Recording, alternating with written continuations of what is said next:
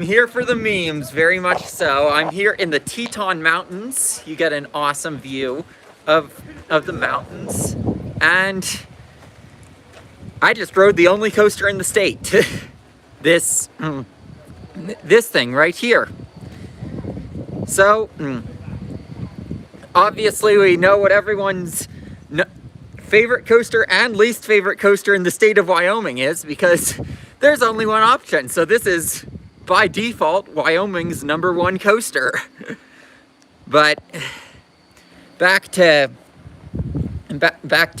comparing it to the other alpine coasters I have ridden, though.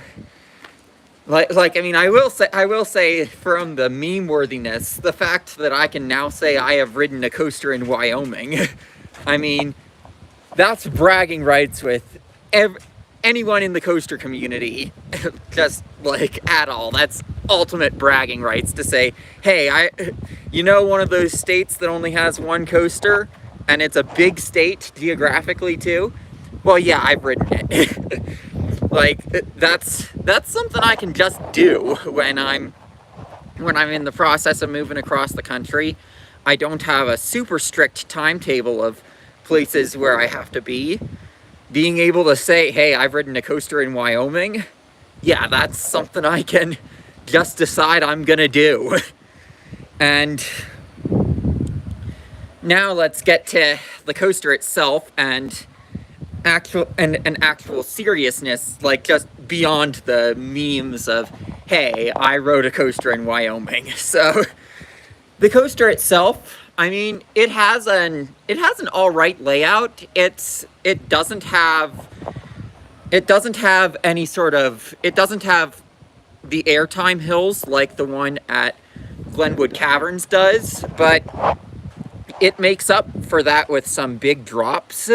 You will see, like, most notable, they have something that's called the action cam, where you get a really solid drop. Now, let's get to the cons. And if you've ever watched a POV from a coaster enthusiast, you know exactly what I'm gonna say. The auto braking is atrocious. Like, I have never seen auto braking like this before. I had it in the full throttle position, and I came to a dead stop a couple times, and it's not like there was a car in front of me. It's just the auto braking was just that strong, and I'm like, is that really necessary? Is just what I'm thinking with the auto braking. Is it really necessary to have auto braking that is that strong?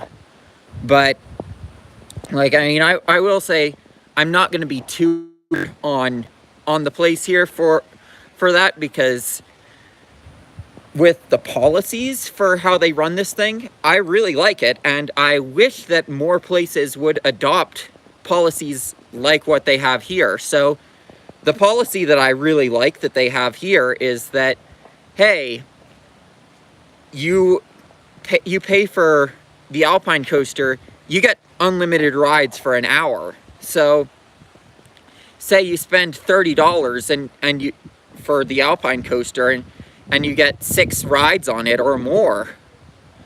Let's say you pull something like that, you're spending $5 a ride, and when put in comparison with the cost of other Alpine coasters, that's a pretty good deal to have something like that. Like, I mean, it's not the kind of deal that you can get at Glenwood Caverns in terms of how many times you can ride their Alpine coaster for the price that you get. It's not that kind of deal where you get unlimited rides for all day on it, but it's still a pretty good deal in comparison to other Alpine coasters with the pricing scheme. And I wish other Alpine coasters would adopt such a pricing scheme, because that gives you a chance to really get a feel for the coaster and be able to review it, be able to know what it's like accurately. Because, like, I mean, there There is one alpine coaster I've ridden that I don't feel like I have an accurate grasp of, and that's the one at Blue Mountain in Ontario, because when I rode it, there was someone who was going pretty slow at the front, and they were just get as many people through as possible on that one. So because of that, like, I mean, I don't know if the auto braking really was as bad as what I was seeing when I rode that one, or if it was just, although the auto braking on that one, it was not near this, where I was getting a legit dead stop when I had it in the fully forward position, where it would legit bring me to a dead stop at some points. So, like, I mean, as far as how I'd rank this among alpine coasters, like I mean, I will say that I do really like that action cam area, and like that's what they call it, is the action cam. But like, I mean, that's a pretty cool, that's a pretty cool, like, I'm trying to see if I can zoom in on the action cam area so that you can see it. So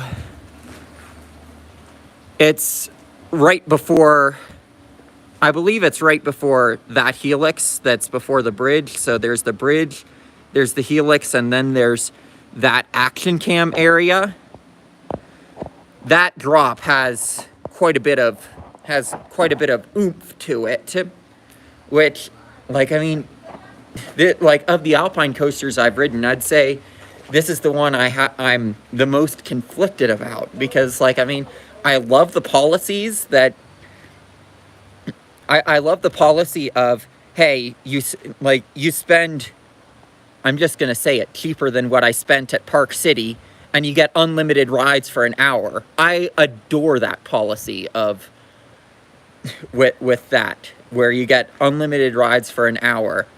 I love that action shot area.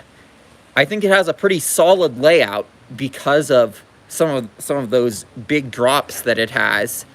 But the auto braking, it's just like I mean, this one has it a lot harder than any of the other alpine coasters I've ridden. So it's like, I just don't know how to feel about it in terms of my rankings. It's obviously a fun enough ride that I was more than happy to get multiple rides on it, and like I said, I love that policy. I wish more alpine coasters would adopt it. But, like, I mean, yeah, like, I mean, I rode a coaster in Wyoming. That's what I'm gonna say.